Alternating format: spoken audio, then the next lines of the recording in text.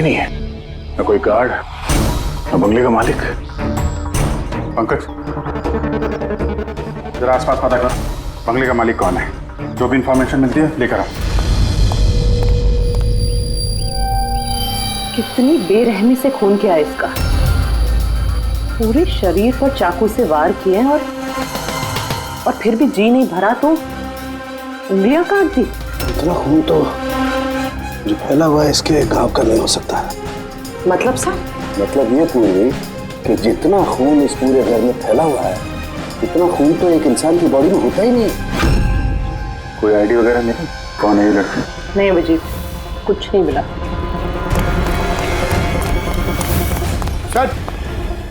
Sir इस बंगले की मालकिन राइना है और वो आधे घंटे में आ रही है। ओके ठीक है, तब तक एक काम करते हैं, यहाँ पे जितनी भी चीजें हैं, ये ब्लड, कोई सबूत, सब इकट्ठा करते हैं। कुछ भी छूटनी नहीं चाहिए, पता तो चले क्या हुआ यहाँ पे।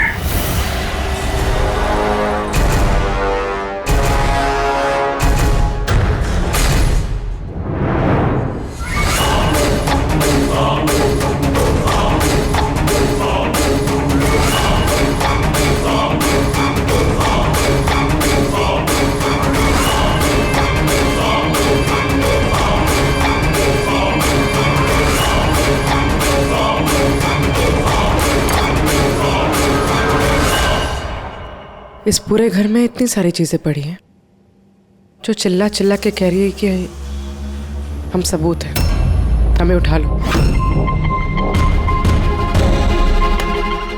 कहीं ये सब प्लांटेड तो नहीं? मतलब खूनी हमारे साथ गेम खेल रहा है।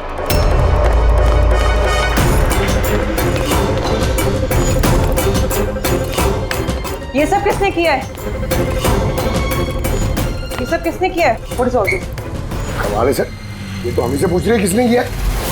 इतना गंदा कर दिया है, अब साफ नहीं कर सकते थे ये? वो सर साफ करने के लिए भी हमें बोल रही है। ये बदबू आ रही है। हे, मेरे बंगले में ये औरत क्या कर रही है? ओए बिरजू, बिरजू कहाँ है? बिरजू, बिरजू। यार लाश देख के लोग या तो बेहोश हो जाते हैं या डर के मारे गिर जाते हैं। इसको तो कुछ हुआ ही नहीं। बिरजू,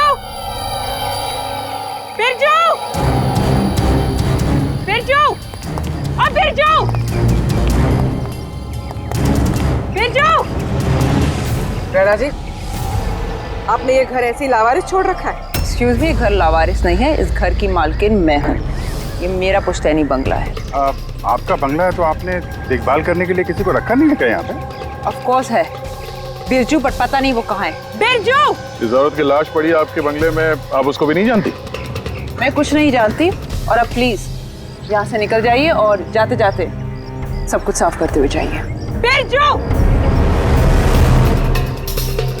सर ये औरत थोड़ी अजीब है और टेढ़ी भी।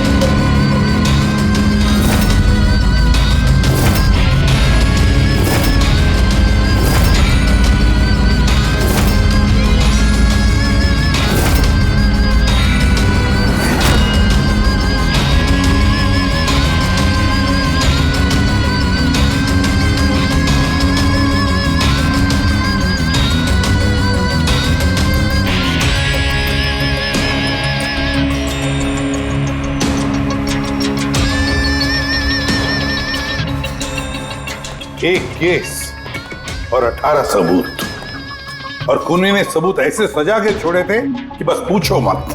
सर लेकिन प्रॉब्लम ये है कि इनमें से कोई भी सबूत हमारे किसी काम का नहीं है। ये सारे सबूत हमारे किसी भी काम के नहीं है, इसका क्या मतलब है तारिका? मतलब ये कि ये सारे सबूत पुराने हैं। What? ये सारे सबूत पुराने तो क्या लड़की का खून भी पुराना है? कितने पुराने बताओ? सर 4 से 10 साल पुराने। ये सारे सबूत 4 से 10 साल पुराने, तो क्या इसका मतलब है इस लड़की का खून 10 साल पहले हुआ है? और क्या मिला सबूतों में से, बता। इन सारे सबूतों में 20 अलग अलग लोगों के डीएनए मिले हैं।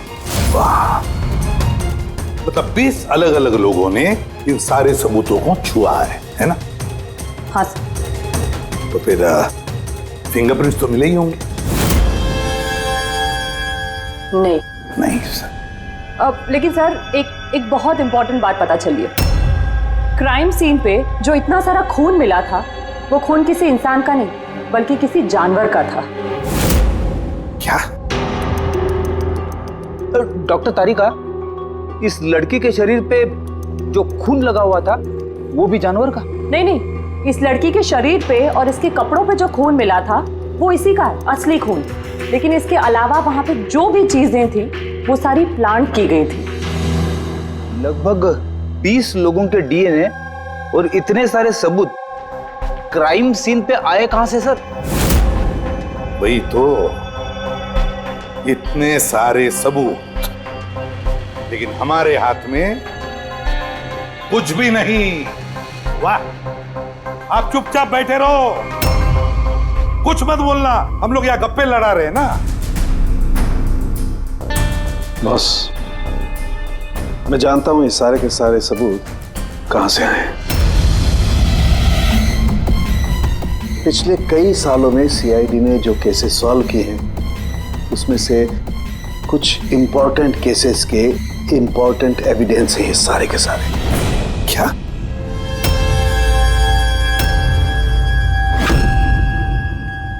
जब मैंने रायना और उसके परिवार का बैकग्राउंड चेक किया, उसके परिवार में 2-3 लोग खून के इल्जाम में जेल की सजा काट रहे हैं। और ये रायना, इसे बाइपोलर डिसऑर्डर है। तभी वो वैसे बर्ताव कर रही थी। और वो जो केयर टेकर था बिरजू, उसका कुछ पता चला? सर, उसकी फोन की लास्ट लोकेशन उस बंगले के बाहर ही एक्टिव थी, उसके बाद से ऑफ है। ढूंढने की कोशिश जारी है। कमाल है, उस बंगले में इतना कुछ हुआ और बंगले की मालकिन को कुछ पता ही नहीं। केयर टेकर गायब है। यार, ये कहीं बीमारी की आड़ में कोई गेम तो नहीं खेल रहे? हो सकता है, नजर रखनी पड़ेगी उस पर। पंकज, वो जो लड़की की लाश मिली थी उसका कुछ पता चला? सर, सारे पुलिस स्टेशन, न्यूज़पेपर और न्यूज़ चैनल में भेज दिया। थोड़ी देर में पता लग जाएगा सर। सारुण के हमारे पुराने केसेस के सारे सबूत वहां पर कैसे पहुंचे? चुपचाप बैठ के नहीं चलेगा सारुण, मुझे जवाब चाहिए अभी। तू फॉरेंसिक सर्जन है, इस फॉरेंसिक डिपार्टमेंट का इंचार्ज है, अपनी जिम्मेदारी से भाग नहीं सकते तो बस बताओ जल्दी। अपनी जिम्मेदारी से नहीं भाग रहा हूं। और नहीं तो क्या? बताओ ना फिर, हमारे पुराने एविडेंस, हमारे रिकॉर्ड में से गायब कैसे हुआ? बस एक काम करते हैं, रिकॉर्ड रूम में चल के वहां पूछताछ करते हैं, पता चल जाएगा बस वहां पर क्या गड़बड़ हुई है। प्लीज।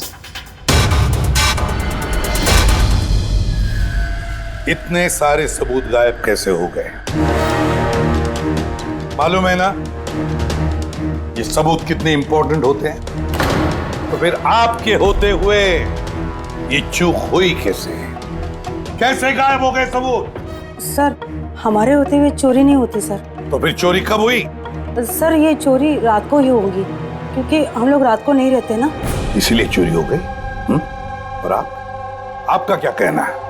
सर, मैंने डॉक्टर साहब को कितनी बार बोला कि लॉक वगैरह ठीक करवा लीजिए, दरवाजे खिड़कियां ठीक करा लीजिए, सीसीटीवी कैमरा लगवा लीजिए, लेकिन डॉक्टर साहब हमारी सुनते ही नहीं है। और तो और क्या? और क्या? सर, वो पता नहीं किसी को भी लेके आ जाते हैं सर, बोलते हैं कि पुराने एविडेंस देखने हैं। और क्या? सर, वो पता नहीं किसी को भी लेके आ जाते हैं सर, बोलते हैं कि पुराने एविडेंस देखने हैं। किसे लेकर आए थे ये? पिछले 3 महीने पहले किसी को लेकर आ गए, बोले कि क्राइम जर्नलिस्ट हैं, इनको पुराने एविडेंस देखने हैं। बॉस, वो एक जर्नलिस्ट था, फॉरेंसिक पर एक आर्टिकल लिखना चाहता था, मुझसे रिक्वेस्ट की, मैंने उसे परमिशन दे दी बस। देख सारुण, तो अच्छी तरह से जानता कि यहाँ किसी भी बाहर के आदमी को अंदर आना मना है। और तू जर्नलिस्ट को यहाँ लेकर आया। सर पिछले महीने भी सर कॉलेज के स्टूडेंट को लेकर आए थे, उन्हें भी पुराने एविडेंस दिखा रहे थे, तो हो सकता है कि उनमें से किसी ने चोरी की हो। नहीं बॉस, ऐसा नहीं हो सकता। वो तो फॉरेंसिक के स्टूडेंट थे, बेचारे मुझसे परमिशन मांग रहे थे। सर हम स्टडी करना चाहते हैं, कुछ प्रैक्टिकल देखना चाहते हैं, कुछ सीखना चाहते हैं, सर प्लीज परमिशन दे दीजिए। मैंने उन्हें परमिशन दे दी बस। बॉस मैं एक रेस्पॉन्सिबल इंसान हूँ बॉस, आफ्टर ऑल ये मेरा अधिकार भी तो है यार। देख साळुंखे, सीआईडी को लुटवाने का तुझे कोई अधिकार नहीं है, समझे? और तो और यहाँ कोई कॉलेज खोल के नहीं रखा है फॉरेंसिक सिखाने के लिए। तुम स्टूडेंट्स को यहाँ ला कैसे सकते हो? किसके परमिशन से लाया तुमने? देख साळुंखे, अच्छी तरह से याद रख, इस रिकॉर्ड रूम में कोई भी नहीं आ सकता। ना मैं ला सकता हूँ, ना तुम ला सकते हो, ना ये ला सकता। फिर वो चाहे अपने परिवार वाला हो, कोई दोस्त हो। हाँ अभिजीत।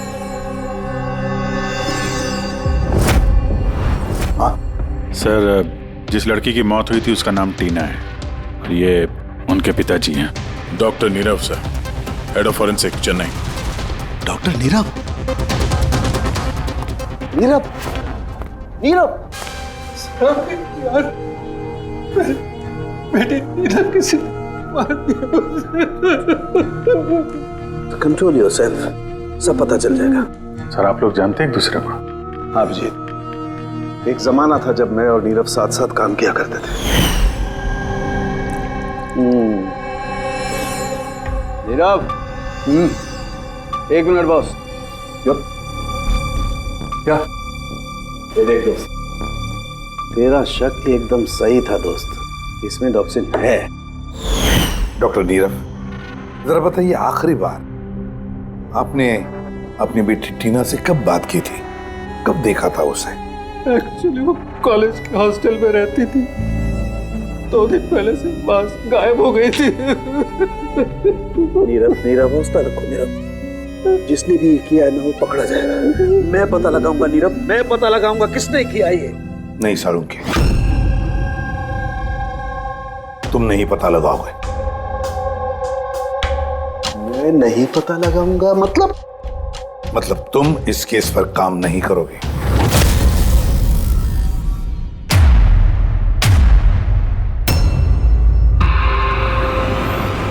क्यों? क्योंकि तुम्हारी लापरवाही की वजह से फॉरेंसिक रिकॉर्ड रूम में से सबूत गायब हो गए। You are suspended Salunkhe till further notice.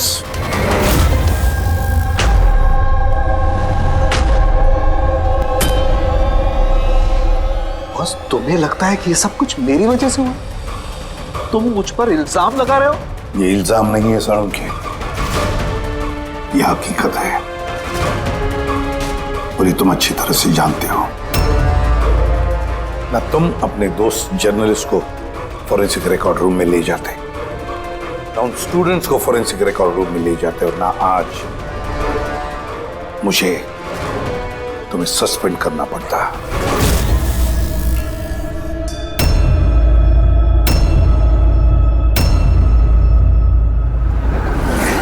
यार नीरव को मेरी जरूरत है, इस केस को मेरी जरूरत है यार, प्लीज। नहीं साळुंखे। सर आपने मुझे बुलाया? डॉक्टर तारिका, अब से तुम डॉक्टर नीरव की बेटी टीना की केस हैंडल करोगी। मैं? हाँ। लेकिन सर अभिजीत, साळुंखे का दोस्त जर्नलिस्ट और उसके वो स्टूडेंट्स जो फॉरेंसिक रिकॉर्ड रूम में आए थे, सबकी अच्छी तरह से इंक्वायरी करो, अच्छी तरह से।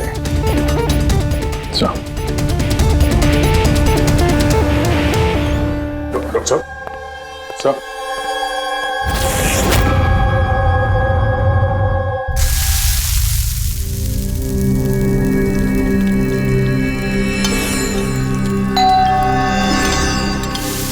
आ गए वो प्रद्युमन के दाएं बाएं, दया और अभिजीत, मेरे घाव पर मरहम लगाने के लिए।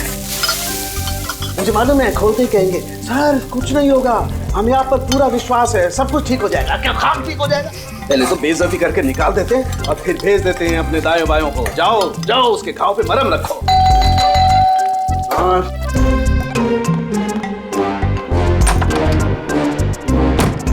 हाय। मॉर्निंग।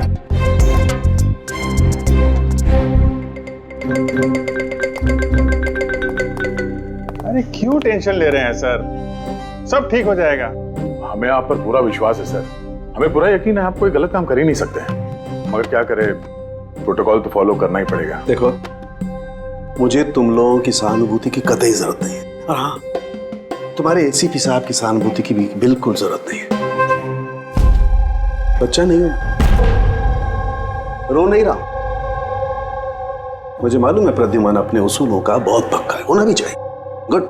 सर, मैं बहुत शर्मिंदा हूँ। I am very sorry.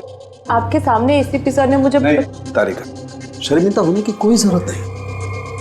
तुम अपने काम पे ध्यान दो, हर चीज को बारीकी से देखना, कोई ना कोई सुराग जरूर मिलेगा। हम जिस चीज को भी छूते हैं अपने निशान छोड़ जाते हैं। Remember, every contact leaves a trace behind. बस इसी फॉर्मूले को फॉलो करना। और हाँ, जब तक ये केस सॉल्व नहीं हो जाए, प्लीज यहां पर मत आना। मैं जानता हूं मैं बेगुनाह हूं और अपनी बेगुनाही साबित करके रहूंगा। तब तक के लिए प्लीज लीव मी अलोन। आप लोग अपने केस पे ध्यान दीजिए।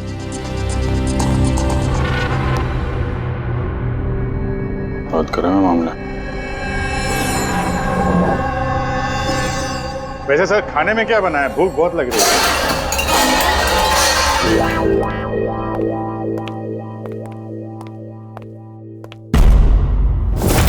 सर, ये जर्नल सुना, बहुत टेढ़ा और बदतमीज आदमी। 3 महीने पहले डॉक्टर नीरव के साथ किसी बात पे झगड़ा भी हुआ था सर। देखते हैं कितना टेढ़ा है। सर, आपको अंदर बुलाया। Thank you.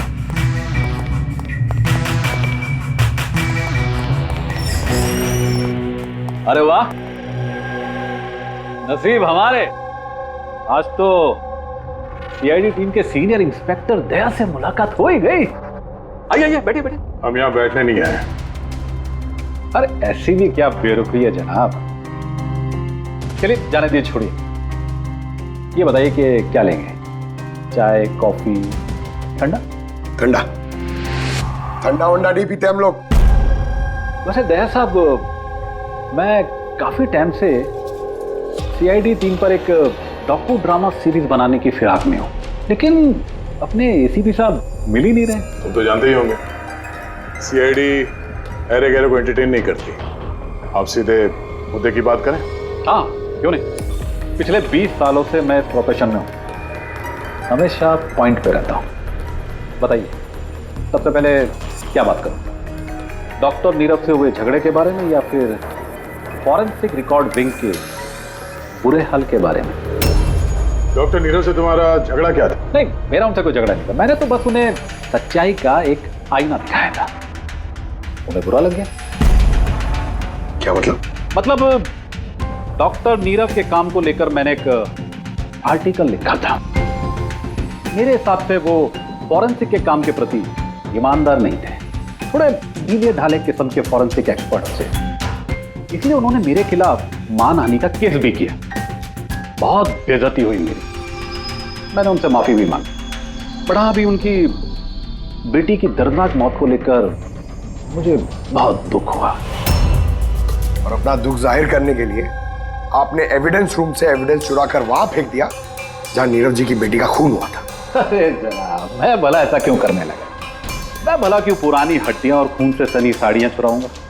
तो वहाँ एविडेंस विंग में क्या देखने गए थे? फॉरेंसिक लैब से एविडेंस कैसे चुराया जाता, मैं ये देखने गया था। मैं आप लोगों की लापरवाही देखने गया था। खैर अब जाने दीजिए, ये सब बताने की कोई जरूरत नहीं। अब तो आप लोगों को भी पता चल ही गया होगा। देखिए ज्यादा भाषण मत दीजिए आप, जितना जितना पूछा जाए उतना जवाब दीजिए बस। क्यों? जब खुद पर बात आई तो मिर्चें लग गई।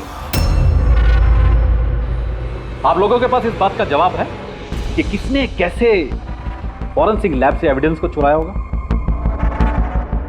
मुझे तो लगता है कातिल आप लोगों की कमियां दिखाना चाहता है। खैर जाने दीजिए, अब ये बताइए कि ये सीआईडी पर डॉकू ड्रामा सीरीज कब स्टार्ट करो? सर, इन्हें ब्यूरो लेके चलते हैं, लगता है ये सही जवाब वही देंगे। उसके लिए लंबा चौड़ा प्रोसीजर लगता है, और वैसे भी सबूत भी तो होना चाहिए ना, क्यों दया साहब? और जल्द मिलते हैं, प्रोसेस पूरा करके सारे एविडेंस लेके आएंगे और तब बात करते हैं सीआईडी पे डॉक्यू ड्रामा बनाने की। हाँ?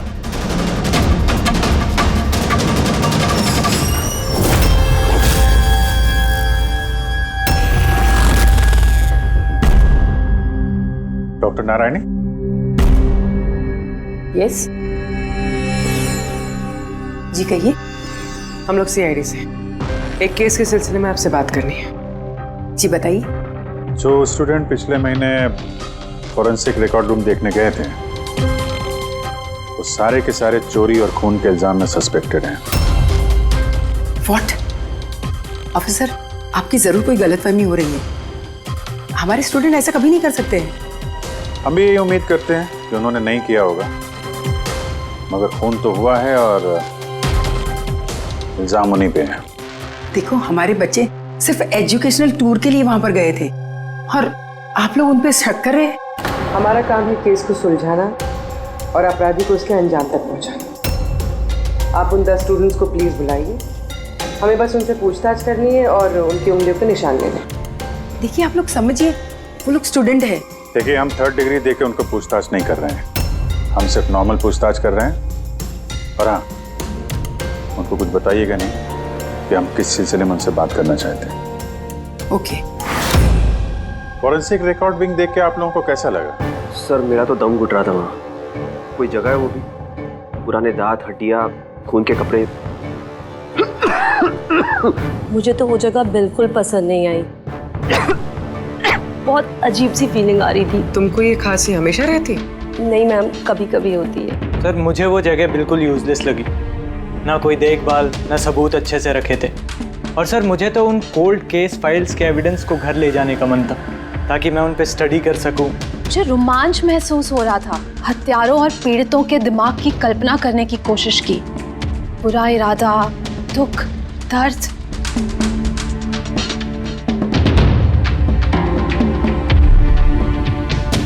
सर, यहाँ तो 9 ही लोग हैं, एक नहीं है। हाँ, वो एक स्टूडेंट आज एब्सेंट है, उसकी तबीयत ठीक नहीं है। कौन है, क्या नाम है? सारिका। सारिका? हमें उसकी पूरी डिटेल्स चाहिए। हाँ तारिका, कुछ मिला क्या नहीं अब तक? देखो तारिका, हमारे पास वक्त नहीं है। सर, मैं कब से वही ढूंढने की कोशिश कर रही हूँ कि मेरे हाथ में कुछ तो आ जाए, जिससे सालों के सर पे जो इल्जाम लगाए ना, वो साफ हो जाए। जो कुछ भी हो, कोई ना कोई तो है जो सांख्य को फंसाने की कोशिश कर रहा है। कौन हो सकता है और फिर क्यों कर रहा है वो ये? सर, तो आपको ये बात पता है, फिर भी आपने सालों के सर को निकाला। तारिका, मैंने सिर्फ वही किया जो कानून ने मुझे कहा। मैं तो सालुंखे को। क्या सर को आप क्या? खूनी ने एक बहुत बड़ी गलती की है। कौन सी सर? जब तुम लोग वुडविला गए थे, उस घर में घूम रहे थे, अंदर से बाहर, बाहर से अंदर, सब जगह सबूत इकट्ठा कर रहे थे। उस वक्त फ्रेडी, तुम अपने निशान छोड़ रहे थे, अपने हाथों के निशान, पैरों के निशान और भी कुछ कुछ चीजों के निशान, और उसका तुम्हें पता भी नहीं था, एहसास भी नहीं था। और खूनी बिल्कुल वैसे ही निशान छोड़ कर गया है वहां पर। ऐसे निशान जो हम ट्रेस कर सकते हैं। ट्रेसेबल निशान? याद रखो, हम जिस चीज को भी छूते हैं अपने निशान छोड़ जाते हैं। Remember, every contact leaves a trace behind. Sir ने मुझे हिंट दिया था, मेरे दिमाग में कैसे नहीं आया?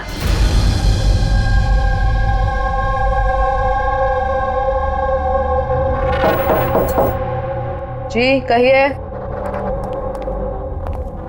सारिका कहाँ है? आप लोग? सीआईडी। आप कौन है? सब मेरा नाम रूपाली है। और सारिका?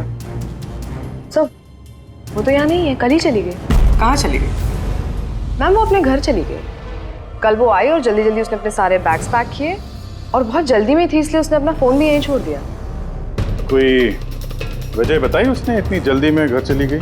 जी सर, वो बता रही थी कि उसके घर का कोई सदस्य बीमार है। क्या?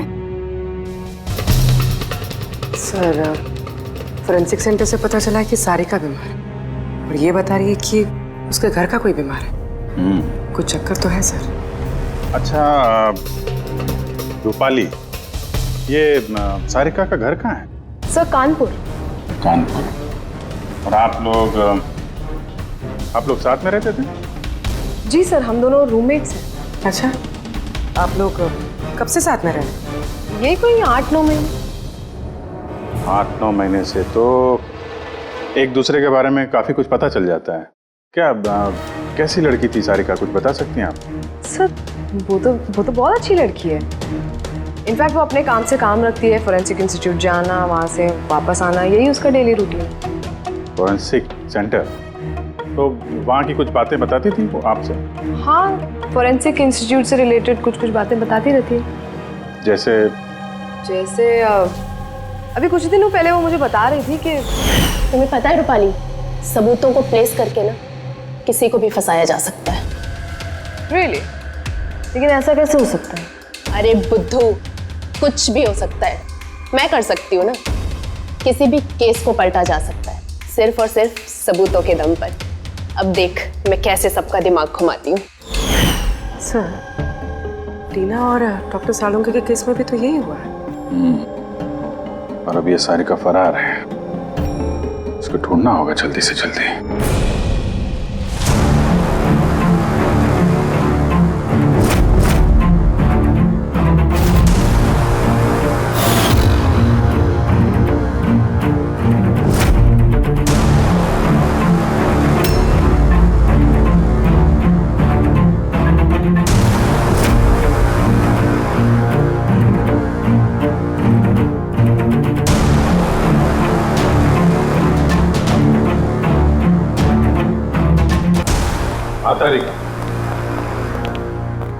सखोनी जो भी है, अभी उसने इतने सारे सबूत चुराए और क्राइम सीन पे प्लांट किया।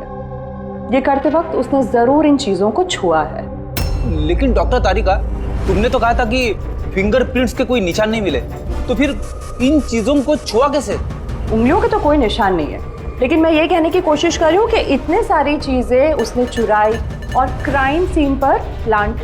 अब इतनी मेहनत करने के बाद उसे जरूर थोड़ा तो पसीना आया होगा। मतलब sweat analysis? Exactly, sweat analysis किया मैंने, स्वेट एनालिसिस। और इस प्रोसीजर से मुझे एक डीएनए भी मिला। ये देखिए, इस डीएनए से मुझे ये पता चला कि इस इंसान को एक खास किस्म की बीमारी है, सिस्टिक फाइब्रोसिस। ये किस तरह की बीमारी है? ये एक जेनेटिक बीमारी है पूर्वी। इस बीमारी से इंसान के बॉडी ऑर्गन्स जैसे किडनी, लंग्स, पैनक्रियाज, इंटेस्टाइन, ये सब डैमेज होने लगते हैं। तो डॉक्टर तारिका, इस बीमारी की तो पहचान भी होगी ना? कोई सिम्टम्स तो होंगे? सिम्टम्स है। अगर ये बीमारी ज़्यादा टाइम तक रहे तो वो इंसान की उसकी ग्रोथ पुअर हो जाती है, फैटी स्टूल्स होने लगते हैं, सांस लेने में तकलीफ होती है, बहुत खांसी आती है, इनफैक्ट साइनस इन्फेक्शंस होने लगता है। सांस लेने में तकलीफ और खांसी? तो ऐसे मरीजों को तो हॉस्पिटल के काफी चक्कर लगाने पड़ते होंगे। कांस्टेंट मॉनिटरिंग की जरूरत पड़ती है। बस सुविधा मुझे, शहर में जितने भी हॉस्पिटल्स हैं सब में जाकर के पता लगाओ सिस्टिक फाइब्रोसिस के मरीज कितने हैं और क्या उनमें से कोई एक ऐसा पेशेंट है जिसका हमारे इस केस से संबंध है।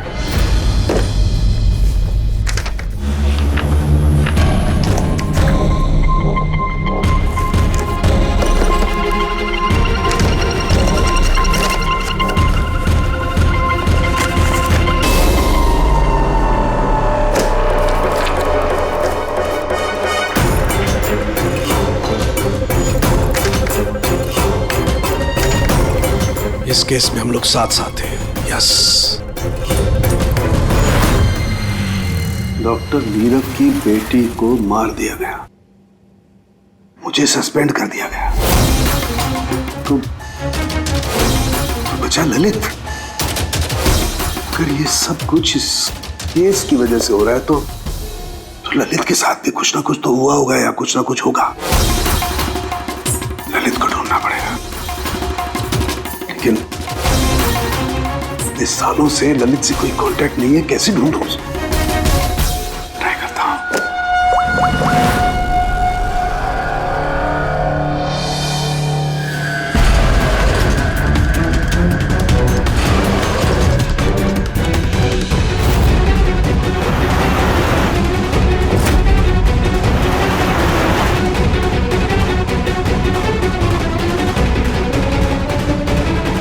Are you sure? ये वही है? जी हाँ, ये वही है। और इसको हॉस्पिटल में 2-3 बार आना ही पड़ता है। My God. Thank you very much. Thank you.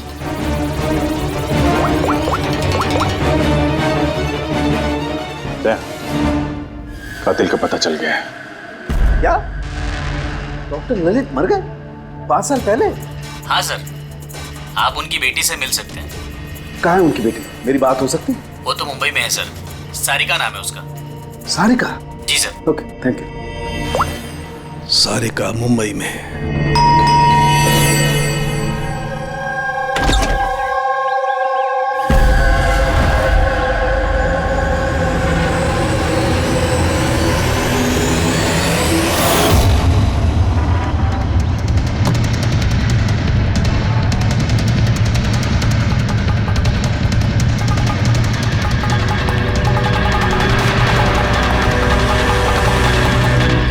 सच के बहुत करीब हो तुम।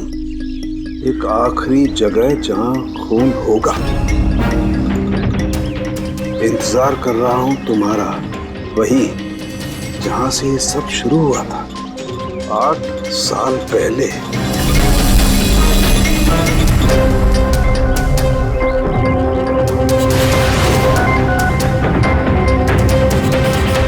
साल पहले।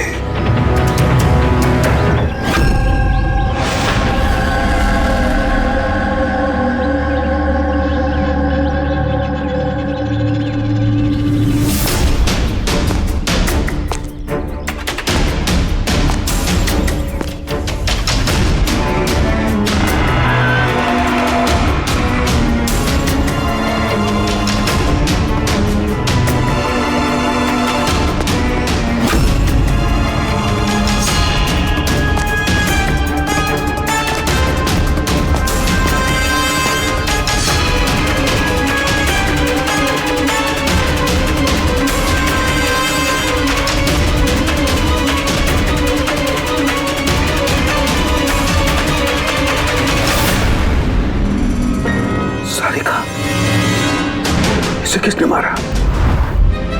ये लाइट को क्या हुआ?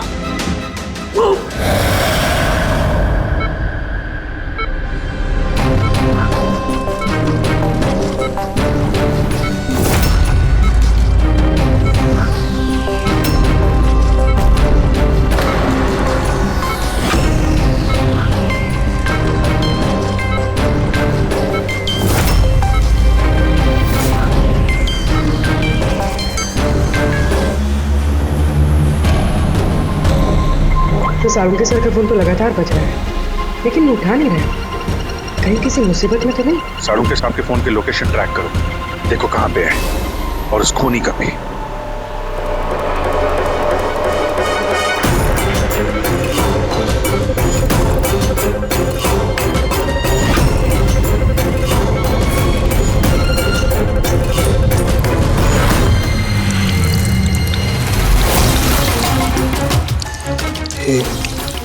ये क्या कर रही हो? तुम्हारी मौत है, धीरे धीरे और बहुत ही दर्दनाक।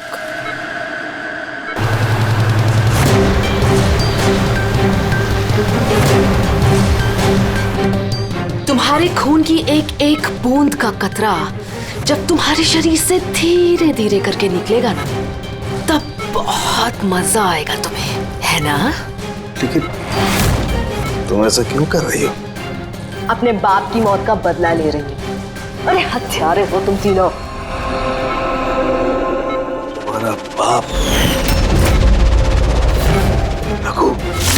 हाँ, रघु, जिसे तुमने, डॉक्टर ललित ने और डॉक्टर नीरव ने मिलकर मार डाला। और तुम्हारी वजह से आज मेरा बाप मेरे साथ नहीं है। मार डाला? हमने? कैसे? सबूत इकट्ठा करके मार डाला। और तुम लोगों ने सबूत इकट्ठा किया, मेरे बाप को फांसी की सजा दिलवा दी। देखो देखो, सबूत इकट्ठा करना, सजा दिलवाना, ये फोरेंसिक का काम है। काम है? बेशक बेशक ये तुम लोगों का काम है, लेकिन तुमने मेरे बारे में तो नहीं सोचा ना, उस बेटी के बारे में जिससे उसका बाप छिन गया। मेरे बाप की मौत के बाद मैं सदमे में आ गई थी, और सदमे से बाहर आने के बाद मैंने सोच लिया था, ठान लिया था कि मैं तुम तीनों को तुम्हारे किए की सजा देकर रहूंगी। तो इसीलिए तुमने टीना को मार डाला? हाँ, मार डाला मैंने उसको, क्योंकि मुझे मालूम था कि डॉक्टर ललित 5 साल पहले ही मर गए हैं। और जहां तक रहा तुम्हारा और डॉक्टर नीरव का सवाल, तो मुझे मालूम था कि डॉक्टर नीरव अपनी बेटी टीना से बहुत ज्यादा प्यार करते हैं। टीना के मरने के बाद वो तो अपने आप ही मर जाएंगे। और तुम, जहां तक रहा तुम्हारा सवाल, तुम अपने फोरेंसिक से बहुत प्यार करते हो। जब वहां से तुम्हें धक्के मार के बेइज्जत करके बाहर निकाल दिया जाएगा, तब तो तुम अपने आप ही मर जाओगे। लेकिन सारिका ने क्या बिगाड़ा था?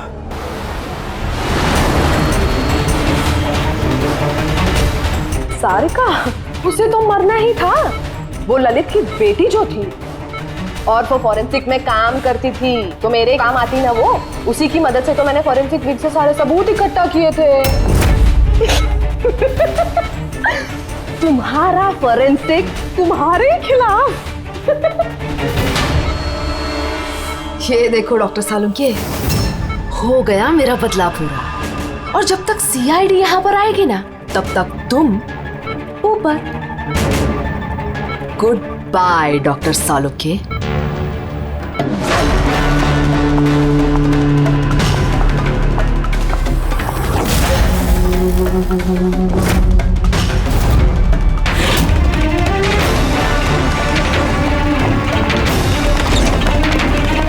रूपाली,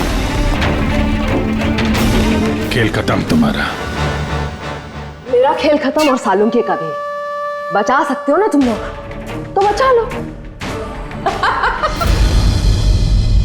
खून का कर्ज हो गया अब तो बॉस तुम्हारा मुझ पर।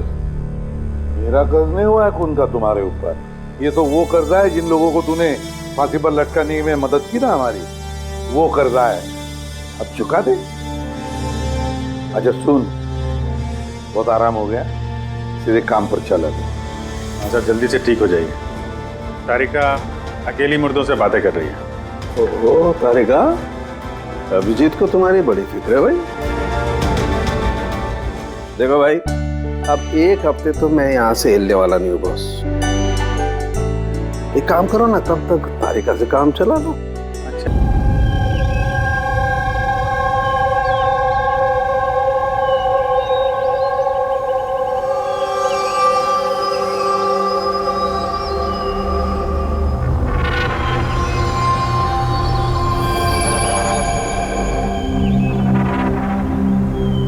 चलो फाइनली ये पल आ ही गया जब मैं आसमान में खुले पंछी की तरह उड़ पाऊं। यस, और तुम्हारी ये उड़ान मैं अपने कैमरा में कैप्चर करूंगी। लेकिन मिस्टर आजाद पंछी, कहीं आसमान में इतनी दूर मत उड़ जाना कि आसमान में गुम ही हो जाओ। डोंट वरी मैडम, वैसे भी अगर रोनी जी आसमान में गायब हो भी गए ना, तो वापस तो जमीन भी आना पड़ेगा ना। उड़ान भरने से पहले ही आप नीचे आने की बात कर रहे हो। चलो हो गई तैयारी? All the best.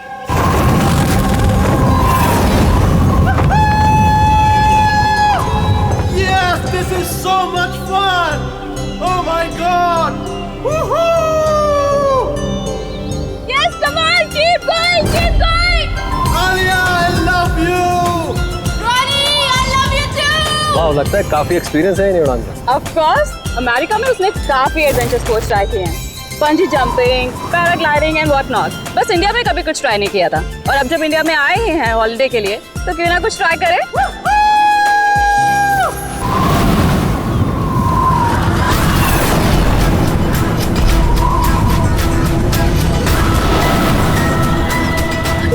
रॉनी को कुछ हो गया। जॉनी से कुछ हो गया, देखो।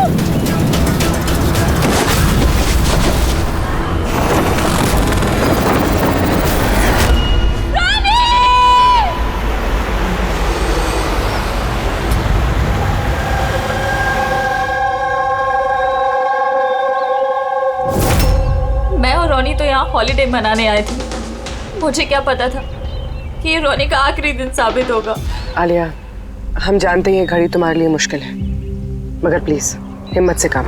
अब मैं न्यूयॉर्क जाके उसके डैड को क्या जवाब दूंगी कि मैं आई तो उसके साथ थी, लेकिन लौट अकेले रही हूँ। आपको किसी पे शक है? कौन मार सकता है रॉनी को? सर, रॉनी को कोई क्यों मारेगा? हम तो यहाँ किसी को जानते तक नहीं। कहीं ऐसा तो नहीं कि इसका कोई दुश्मन अमेरिका से इसका पीछा करते हुए यहाँ तक आ गया? नहीं सर, रॉनी का कोई दुश्मन नहीं था। He was such a lively person, सब उसको पसंद करते थे। तो तुम्हारा कहना है कि यहाँ पे इंडिया में कोई रिश्तेदार, कोई दोस्त, कोई परिवार वगैरह नहीं है यहाँ पे? ये देश हमारे लिए अजनबी है सर। सब कुछ ना इन पैराग्लाइडिंग वालों ने किया है। Please sir, arrest them. आप हमें दोष मत दीजिए, रोजी रोटी है हमारी, हम क्यों मारेंगे किसी टूरिस्ट को? तो किसने मारा रॉनी को फिर? सर, ये मुझे भी समझ में नहीं आ रहा है, 3000 फीट की ऊंचाई से गोली कैसे चली, किसने चलाई? तो रॉनी 3000 फीट की ऊंचाई पे उड़ रहा था? हाँ सर, और मैंने खुद गियर चेक किया था, कोई भी खतरनाक चीज नहीं थी उसके अंदर। और उसके आसपास किसी को उड़ते हुए देखा आसपास? नहीं सर, कोई भी नहीं था। आसमान एकदम साफ था, रेडियस भी क्लियर था, और वो अपनी उड़ान एंजॉय भी कर रहे थे, पर सडन पता नहीं क्या हुआ, एकदम से धड़ाम से नीचे आके गिर गए।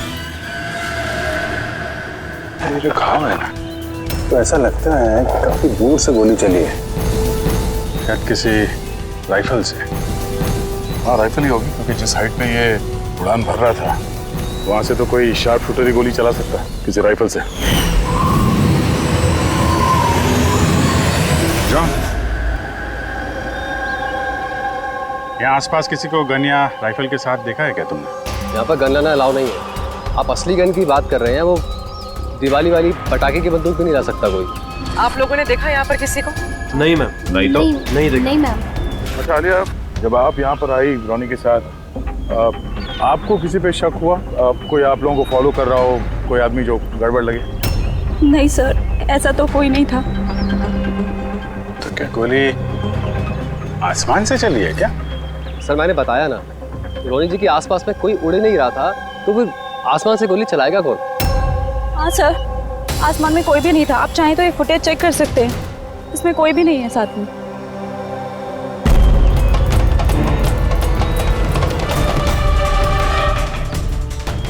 फुटेज में तो रॉनी के आसपास दूर दूर तक कोई दिख नहीं रहा। सर, जमीन से नीचे से ऊपर किसी ने गोली नहीं चलाई। ये कह रहे हैं कि जब वो ऊपर उड़ रहा था तो कोई उसके आसपास नहीं था, तो ऊपर से भी गोली नहीं चला सकता। ये बताइए, ये गोली चली तो चली कहाँ से और किसने चलाई? कमाल है यार, इसका कोई दुश्मन नहीं है, तो फिर इसको मारने के लिए इतनी प्लानिंग कौन करेगा? एक टेढ़ा केस लग रहा है। तो किसी टेढ़े आदमी को भेज देते हैं, टेढ़े सबूत, शायद उसे कुछ पता चल जाए।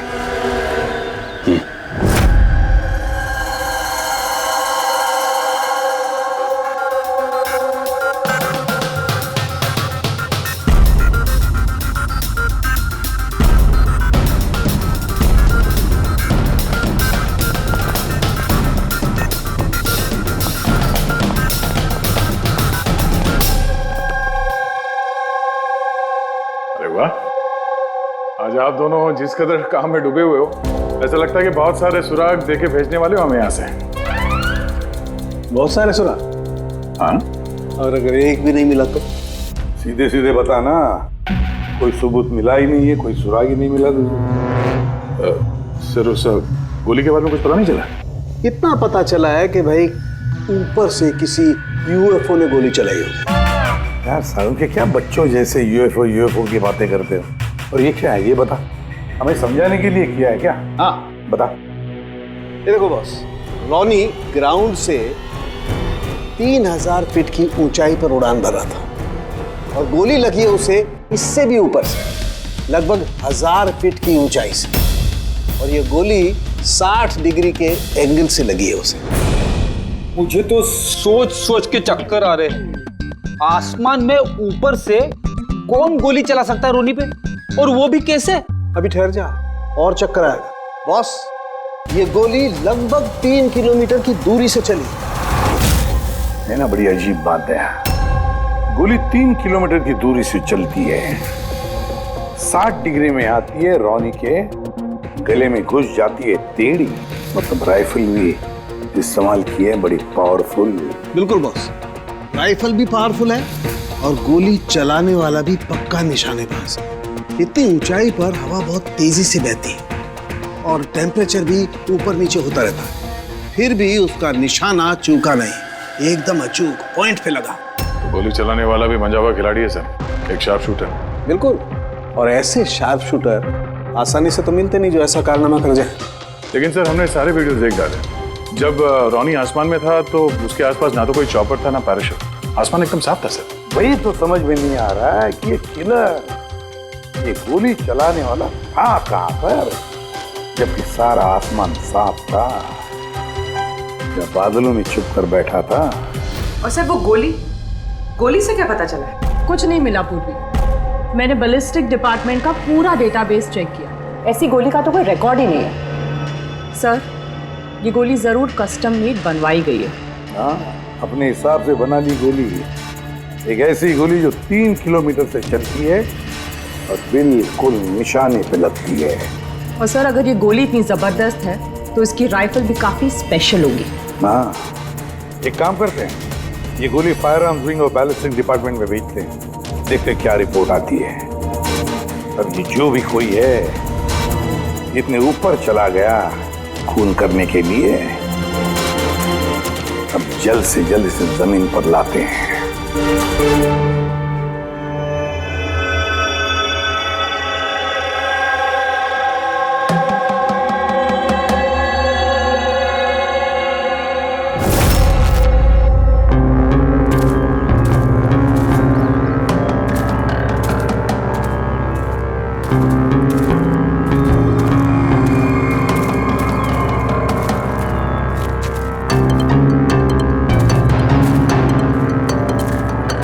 पास में है, वी कैन डू इट। यार गुरु, अब और नहीं चढ़ सकता, बहुत थक चुका हूं मैं। बस नवीन, ज्यादा दूर नहीं है, 3000 फीट चढ़ चुके हैं, पास ही में। We can do it, come on.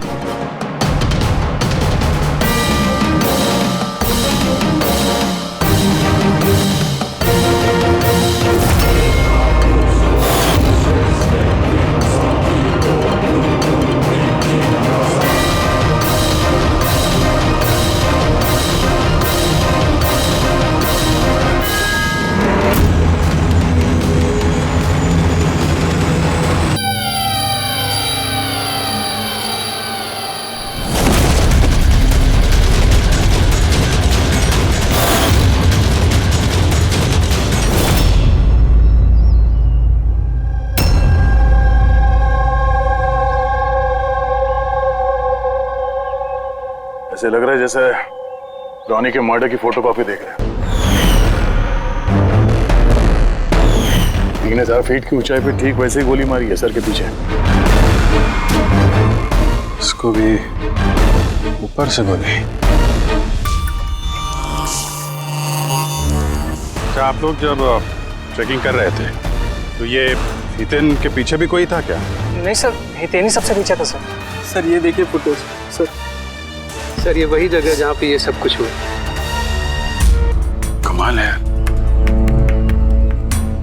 पीछे तो सिर्फ खुला आसमान है, ऐसी कोई जगह दिख ही नहीं रही जहां से गोली चलाई जा सके।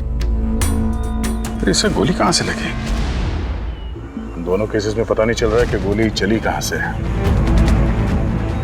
सर एकदम सही कह रहे, आसमान से कोई कौवा या कबूतर थोड़ी गोली चलाएगा। ये गोली चली तो चली कहां से? और ये दोनों गोलियां 24 घंटे के अंदर अंदर चली। मुझे लगता है इन दोनों केसेस का आपस में कोई ना कोई कनेक्शन तो है। तो ये हितेन काम क्या करता था? सर वो कॉलेज स्टूडेंट था सर, मुंबई ग्रेजुएशन करने आया था सर। ट्रैकिंग का बहुत शौक था उसको। रंजीत, समझ में नहीं आ रहा कोई एक कॉलेज स्टूडेंट को मारने के लिए इतनी प्लानिंग क्यों करेगा?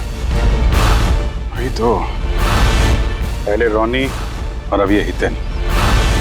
इससे पहले कि आसमान से चलने वाली गोली का कोई तीसरा शिकार हो जाए, इस खूनी तक पहुंचना होगा जल्दी से जल्दी।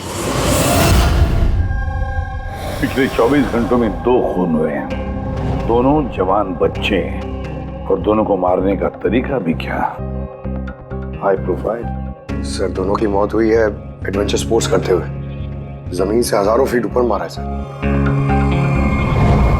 मगर सर सोचने वाली बात है कि खूनी ने ये एडवेंचर स्पोर्ट वाला समय ही क्यों चुना इनको मारने के लिए? वो तो उन्हें कभी भी मार सकता था। इतनी लंबी प्लानिंग 2 बच्चों को मारने के लिए। सिर्फ प्लानिंग ही लंबी नहीं दया, गन भी लंबी। ये ऐसी। ये कौन सी राइफल है सर? ये है TX-65, रशियन गन है बॉस, लॉन्ग रेंज। ऐसी ही गन से मारा गया होगा। सालुंके साहब, क्या इस गन से 3 किलोमीटर दूर निशाना लगाया जा सकता है? हाँ रेडी, शूटिंग रेंज में ट्राई करके देख लिया है, इसकी रेंज 3 किलोमीटर से ऊपर ही है। ऐसी गन तो आर्मी वालों के पास या फिर आतंकवादियों के पास ही मिलेगी। बिल्कुल बॉस, और इसीलिए मुझे लगता है कि ये सिर्फ मर्डर का मामला नहीं है, कोई बहुत बड़ा गुनाह होने वाला है, लार्ज स्केल पर। दया सर, काम करो, दिल्ली में जाओ इंडियन इंटेलिजेंस विंग में, और पता लगाओ कि ये ऐसी गन किसके हाथ लगी थी और कैसे।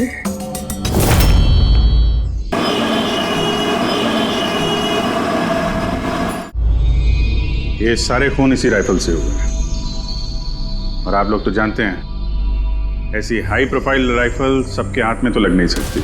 आप बिल्कुल सही कह रहे हैं सर, और गौर करने की बात तो ये है सर कि ये राइफल कोई खरीदना भी चाहे तो खरीद नहीं सकता। ये 1 या 2 पीस नहीं बिकती, पूरा का पूरा अलॉटमेंट होता है। तो पिछले कुछ सालों में जो आतंकवादी हमले हुए हैं उसमें ये इस तरह के राइफल इस्तेमाल हुए थे? जी हाँ। तो आपको किसी आतंकवादी गिरोह पे शक है?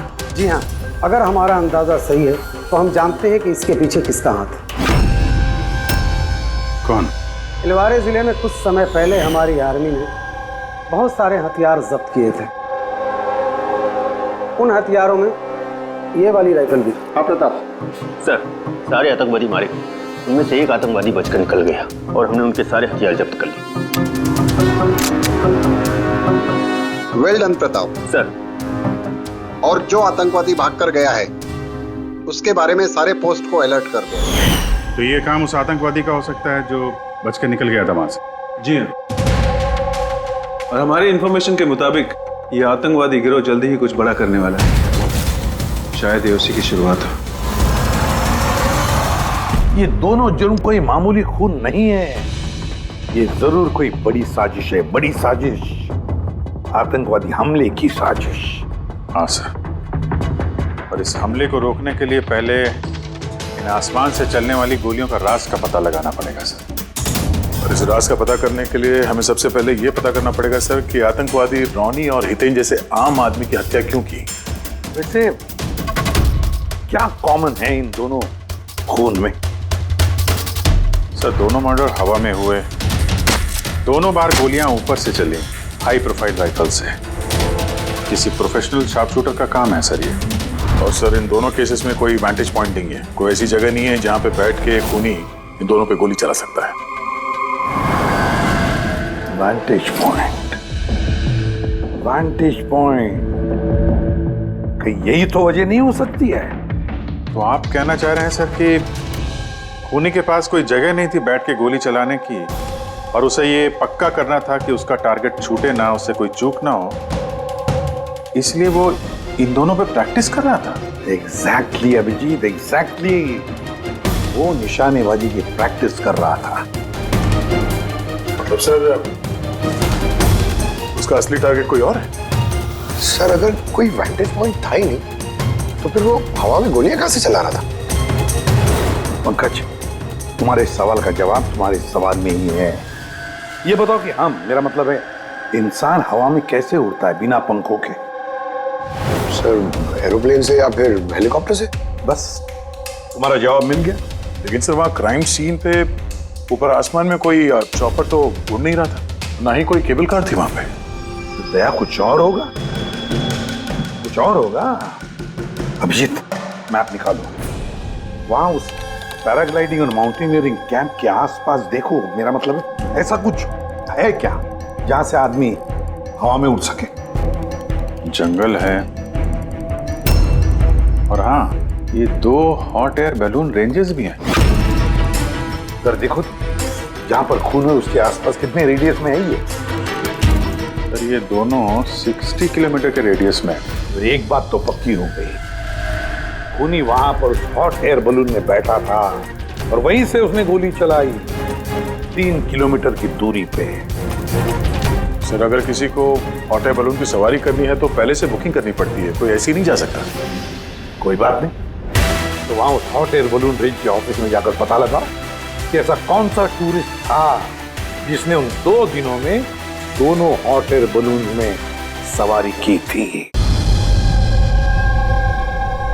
ये टोटल 12 लोगों की लिस्ट है जो उस दिन हॉट एयर बलून में बैठे थे। कुछ लोग अलग बैठे थे और कुछ लोग ग्रुप बना के बैठे थे। तुम्हें कुछ याद है कि इनमें से कितने लोगों के पास कोई सामान या कोई बैग्स थे, या फिर कोई बदमाश जैसा दिख रहा हो? नहीं, बदमाश तो कोई नहीं लग रहा था, लेकिन एक बूढ़ी आंटी थी जिन्होंने बैकपैक रखे हुए थे और वो चश्मा और टोपी भी लगाई हुई थी। हाँ, हम भी हैरान थे कि इस उम्र में ऐसी ट्रैवलिंग का जज्बा। और जब फोटोज खींची जा रही थी तो वो शर्मा रही थी और अपना मुंह छुपा रही थी। ये बूढ़ी आंटी शार्प शूटर सुनने में थोड़ा अजीब नहीं लग रहा है? हाँ सर, मैं ही पायलट हूँ इधर। 25 फरवरी को कुल मिलाकर सर मैंने 6 लोगों को एयर बैलून की सवारी करवाई थी और 2 लोगों को दिनेश ने सर। अच्छा, तो उनमें से कोई गड़बड़ टाइप का आदमी लगा, या जिसके पास कोई सामान वगैरह हो? सर ऐसा तो कोई नहीं था। हाँ, एक बुजुर्ग आदमी था, पता नहीं बात बात पर क्यों चिल्ला रहा था। शायद उसका मूड खराब था या खड़ूस था शायद। उसके हाथ में कुछ सामान था क्या? सामान तो नहीं था। हाँ, बैसाखी लेकर चल रहे थे। बैसाखी लेकर चल रहे थे? तुम लोग की हिम्मत कैसे हुई मेरी तस्वीर लेने की बिना मुझसे पूछे? जरा भी तमीज है कि नहीं है? उड़ाओ उसे, उड़ाओ। अच्छा, फोटो खींचने पे नाराज हो गए? कितनी अजीब बात है ना सर। लोग हॉट एयर बलून पे रोज रोज तो बैठते नहीं हैं, तो वो खुद ही फोटो खिंचवाना चाहते हैं ताकि वो इस मेमोरी को हमेशा अपने पास रख सकें। और कोई खास बात याद है उनके बारे में? सब पता नहीं बतानी चाहिए या नहीं। नहीं नहीं, बोलो, जो भी याद है खुल के बताओ। उन्हें चलता देख के लग नहीं रहा था कि उन्हें बैसाखी की जरूरत होगी, पर फिर भी उन्होंने बैसाखी पकड़ रखी थी। अच्छा,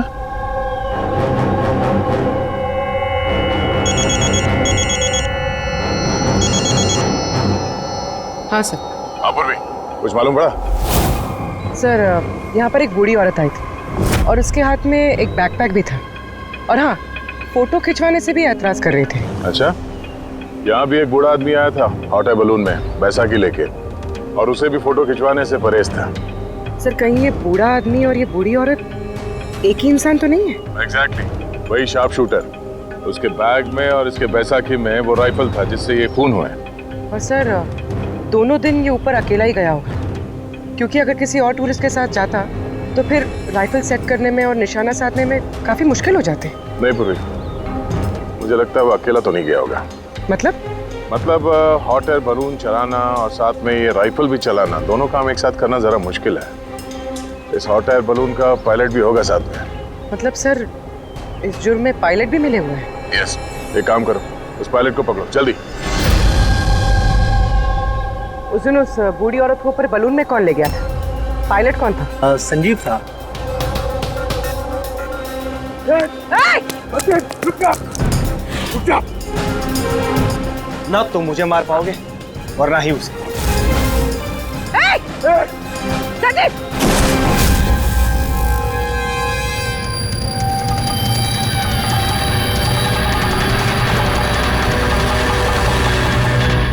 ये तो अपनी जान देने के लिए तैयार था। ये कोई छोटे मोटे मर्डर्स नहीं है पंकज, कोई बहुत बड़ा मिशन है जिसे अगर जल्द से जल्द नहीं रोका गया तो कुछ बहुत बुरा हो सकता है। अच्छा गीता, 24 फरवरी को जो आदमी ग्रुप में नहीं जाना चाहता था, अकेले जाना चाहता था, उसका पायलट कौन था? कौन लेकर? सोलो ट्रैवलर को तो दिनेश लेकर गया था। कमाल है दिनेश, इतनी देर से चुप बैठे हो, कुछ बोल ही नहीं रहे हो। तुम लोग मुझे पकड़ नहीं पाओगे।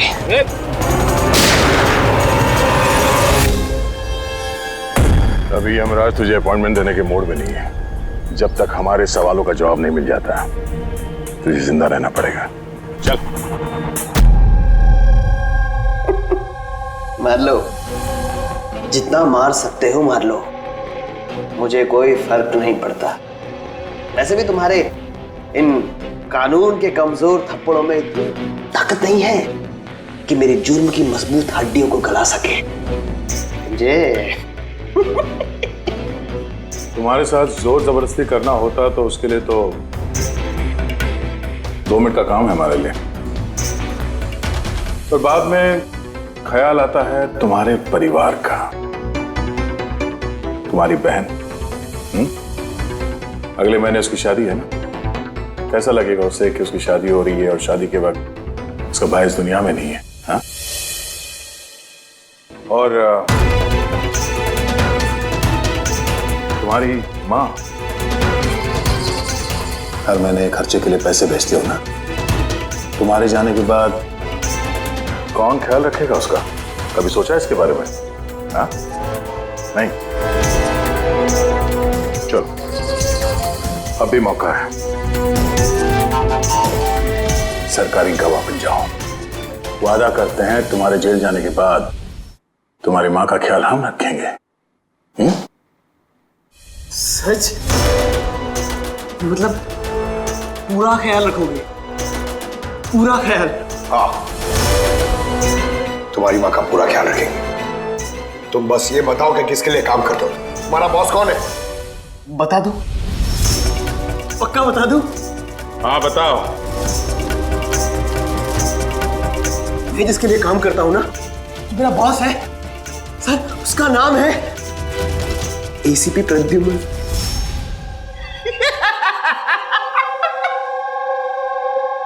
एसीपी प्रद्युम्न, जाओ पकड़ लो और गिरफ्तार कर लो उसे। कहा था ना, मैं कुछ नहीं बताने वाला, जो कर सकते हो कर लो। सीआईडी वाले, सीआईडी। ओ बॉस, बॉस।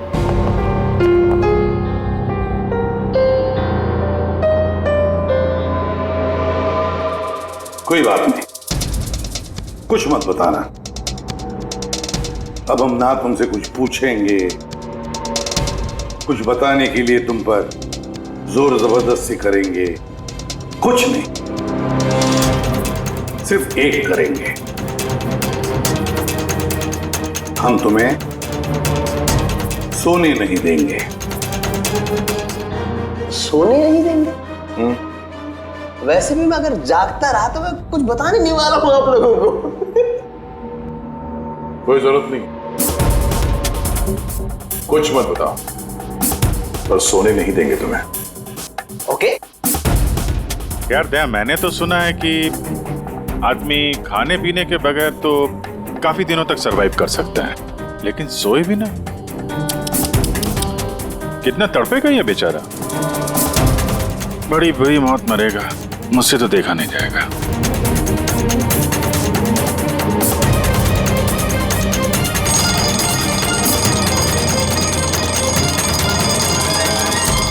समय काटने के लिए आसानी होगी, हाँ? अपने जिंदगी के आखिरी पल अपनी आंखों के आगे गुजरते हुए देखो, ठीक है? Thank you. सोने मत देना इसको।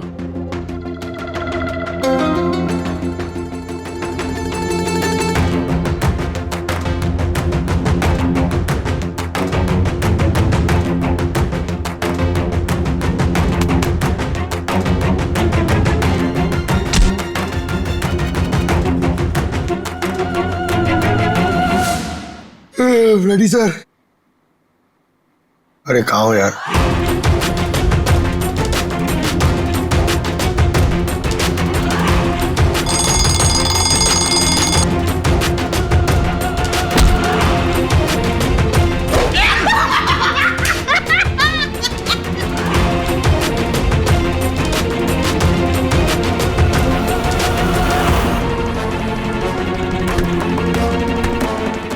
तक मुंह नहीं खोलेगा सोने का नहीं, समझे?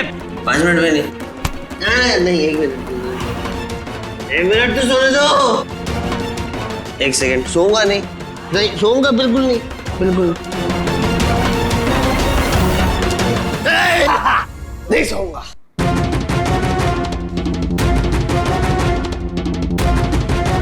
बस अब टूटने वाला ही है।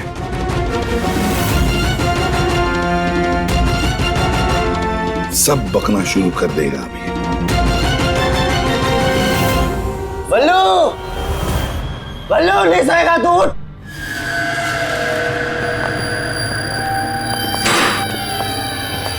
क्या सोना चाहता है? हाँ, तो सोने देंगे ना भाई, क्या प्रॉब्लम है? चलो हम सोने देंगे तुमको। खाली ये बताओ कि तुम्हारे गिरोह का प्लान क्या है? हाँ बता दो। मेरा नाम दिनेश नहीं है, मेरा नाम मेरा नाम बल्लू है, दिनेश नहीं है मेरा नाम। और मुझे स्पेशली इसी मिशन के लिए तैयार किया गया था। और जो मर्डर हुए थे ना, वो प्रैक्टिस थी। हमारा असली मिशन है उसको मारना। और क्या नाम है उसका? Steve Mulder. स्टीव मल्डर, वो इंटरनेशनल पीस मीडिएटर, शांति दूत जो हमारे देश आया है, दुश्मन देशों के बीचों शांति का करार करवाता है, आतंकवाद बंद करने के लिए। किसी भी हम नहीं चाहते कि आतंकवाद कभी रुके। और स्टीव मल्डर तो मरेगा, तुम लोग कुछ नहीं कर सकते। और तो कर भी लोगे ना, उसको बचा भी लिया ना, और स्टीव मल्डर को खत्म कर देंगे हम। हमारा जो शार्प शूटर है ना, एकदम रेडी। कहाँ मारने वाले हैं और कब? बोल। वो जब कॉन्फ्रेंस में भाषण दे रहा होगा ना, वो सबसे सही वही सबसे सही समय वही सबसे सही समय होगा, क्योंकि उस समय उसके आसपास सिक्योरिटी वाले नहीं होंगे। और जो कॉन्फ्रेंस है ना, ये बिल्डिंग की छत पे है, तो हॉट एयर बैलून पे हमारा शार्प शूटर जाएगा और वहीं गोली मारेगा। कॉन्फ्रेंस 1 घंटे में चालू होने वाला है, अभी जल्द से जल्द पहुंचना होगा। अरे तुम लोग कितनी कोशिश कर लो, नहीं बचा पाओगे उसे। और हाँ, अगर तुम लोगों ने बचा भी दिया ना, तो हम दोबारा प्लान बनाएंगे, दोबारा मार देंगे। कौन मारेगा? कैसा दिखता है वो? अरे मैंने उसकी शक्ल नहीं देखी अभी तक। जब भी आता है भेष बदल के आता है। तुम लोग क्या उसमें पकड़ोगे? हॉस्पिटल ले जाओ जल्दी। सर, क्या हम हॉट एयर बलून रुकवा नहीं सकते जब तक ये कॉन्फ्रेंस पूरी न हो जाए? नहीं फ्रेडी, ये हॉट एयर बलून हम नहीं रुकवाएंगे। अगर आज रोक दिए तो कल दूसरा प्लान करेंगे। आज का प्लान हमें पता है, हम आज ही भिड़ेंगे इनसे।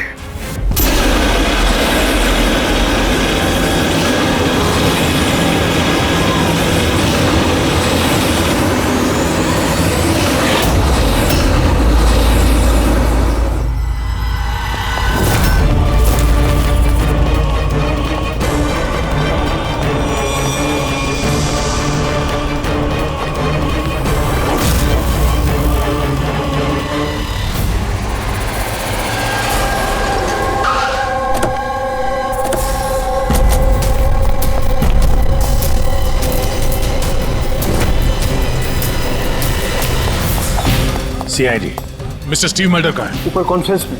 हमें ले चलो उनके पास, जल्दी हरिया।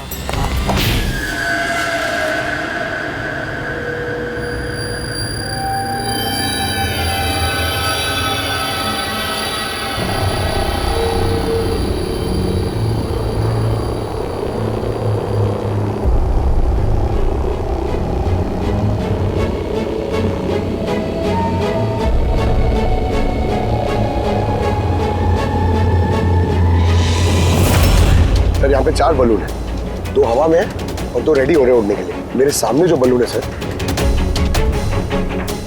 उसमें एक कपल है और वो लड़के के पास एक बैकपैक है।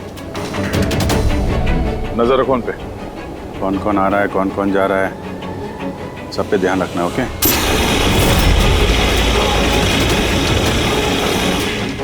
सर, उनका बलून टेक ऑफ हो गया सर। हाँ,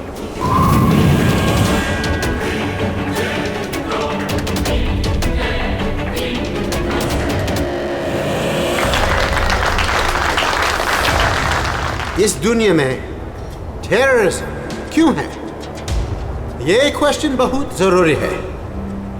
और ये टेररिज्म तभी स्टॉप हो सकते हैं जब सभी देश भाई भाई की तरह साथ रहें। टेररिज्म को जड़ से उखाड़ फेंकना होगा हम सबको।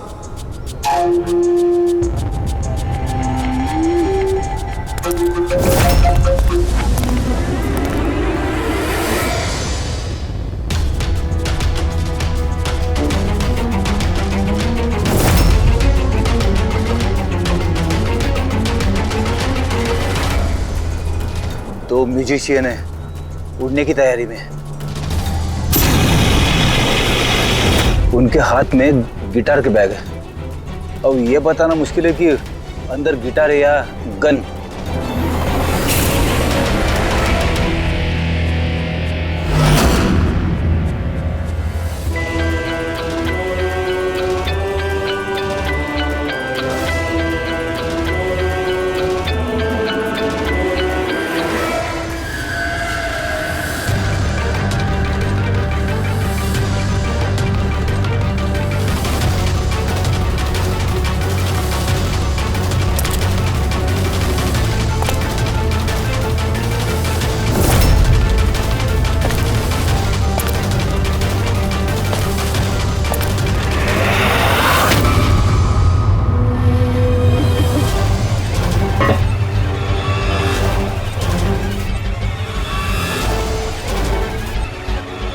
सर, और एक आदमी आया है, उसके पास एक बैकपैक और एक क्रच है। वेट करते हैं।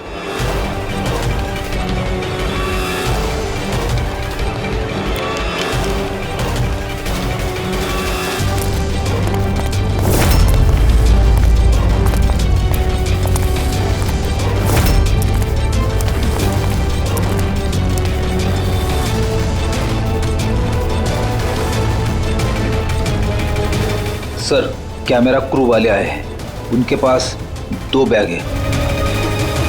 Camera crew?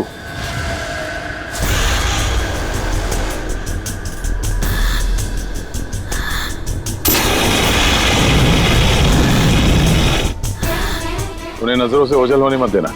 नजर रखो उन पे।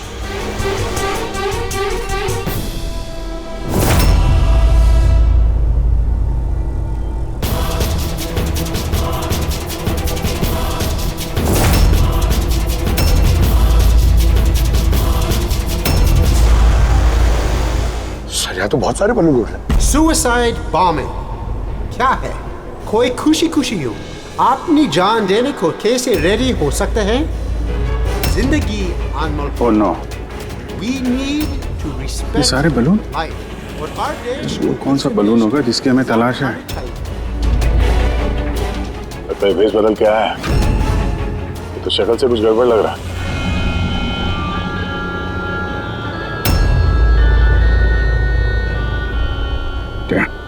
गिटार वाले पे नजर रखो। अपनी गलतियों से सीखना चाहिए हमें, ताकि World War I और World War II जैसे ये तो गिटार है।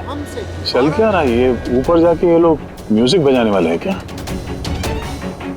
बाकी तो सारे बलून्स निकल गए, एक रह गया। मतलब सर इस बलून में हमारा शार्प शूटर। मतलब सर इस बलून में हमारा शार्प शूटर। ये अपनी जगह से हिल नहीं रहा है। Camera crew. सर ये कहाँ गायब हो गया?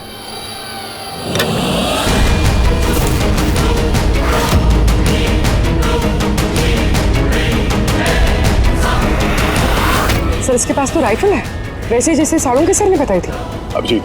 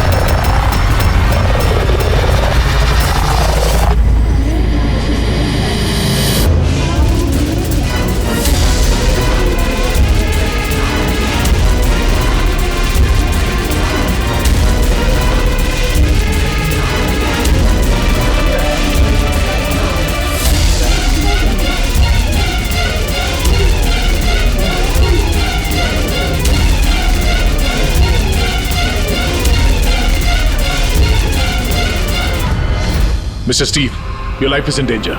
आपकी जान को खतरा है। आप क्या करें?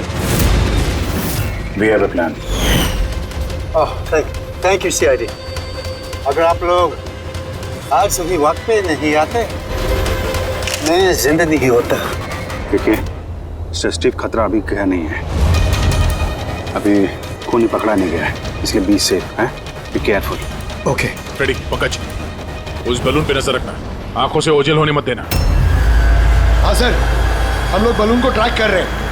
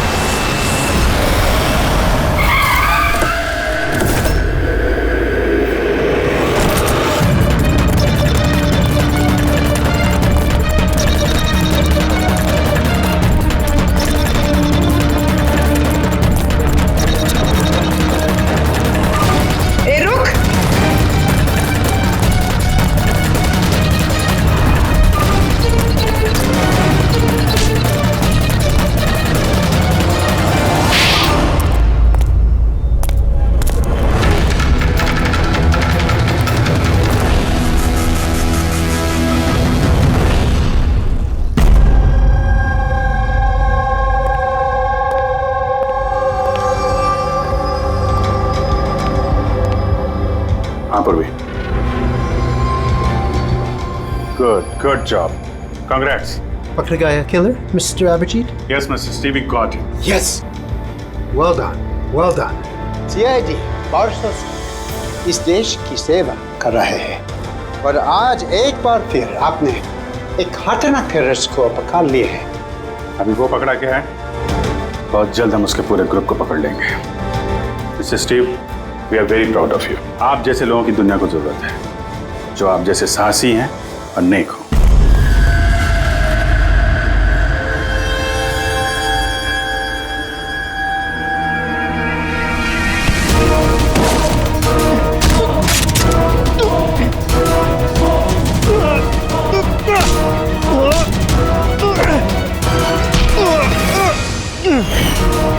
तो तुमने भेस बदलकर उन्हीं और हितेन का खून किया था। तुम मिस्टर शार्प शूटर, अब जेल की उड़ान भरना फांसी पे छूटते हुए समझा। तुम्हें क्या लगता है तुमने मुझे पकड़ लिया तो स्टीव जिंदा बच जाएगा? कभी नहीं। हमारी तादाद इतनी ज्यादा है कि तुम्हारा कानून हमें ढूंढते ढूंढते थक जाएगा, लेकिन हम खत्म नहीं होंगे। खत्म होगा तो तुम्हारे ये देश। एक खटमल हमारे देश पे बुरी नजर डालने वाले आए और चले गए। जानता है हमारे देश को आजाद हुए कितने साल हो गए? 70 साल।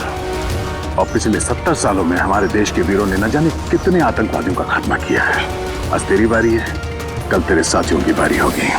हमारा देश रहेगा और खुशहाल रहेगा, और अगर इस देश से किसी चीज का खात्मा होगा वो है आतंकवाद। समझा? आतंकवाद।